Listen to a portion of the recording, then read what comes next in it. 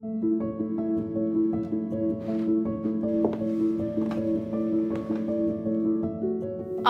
was first diagnosed with type 1 diabetes in my first week of university.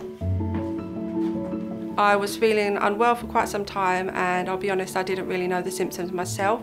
I ended up going to hospital and was told I was type 1 diabetic, and I was diagnosed in DKA. I've been living with type 1 diabetes for 20 years, and so what I did was get a specific symbolic tattoo, which you can see here. It's 20 blue circles to represent 20 years. One of the biggest challenges I face would be trying to manage the condition alongside being a mum. My daughter's 6 years old and she knows what to do if I have a hypo. She'll run to my handbag, grab some jelly babies, grab my meter.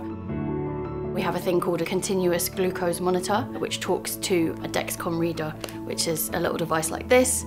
I like to jazz mine up a little bit to reflect my personality.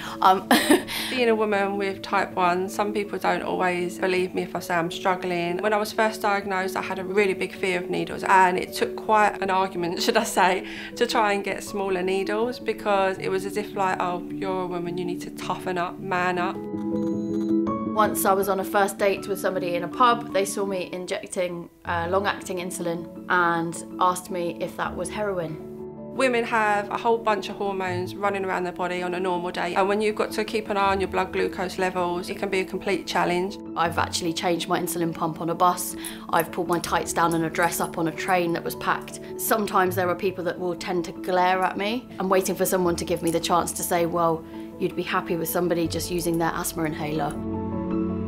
Things like female sexual dysfunction in people with diabetes is very under-researched. If you're having sex, you do have to keep a close eye on your levels, because sometimes you can have a hypo, and not only is that a little bit embarrassing, but it can be awkward. My menstrual cycle actually has a huge impact on my blood glucose readings. The week before my period, I usually end up needing much more insulin, sometimes even 40% more. Since having insulin, I am putting on more and more weight. Society nowadays makes you feel bad if you start putting on a couple of pounds. I do need to try and switch off on that and show my daughter that you can be whatever you want to be.